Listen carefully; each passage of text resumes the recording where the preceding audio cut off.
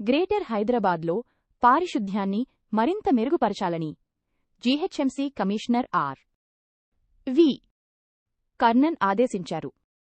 అదనపు కమిషనర్లు, జోనల్ కమిషనర్లు క్షేత్రస్థాయిలో విస్తృత తనిఖీలు చేపట్టాలని సూచించారు. వెబెక్స్ ద్వారా నిర్వహించిన సమీక్షలో ప్రత్యేక పారిశుధ్య డ్రైవ్ ఈ నెల 31 వరకు కొనసాగుతుందని తెలిపారు.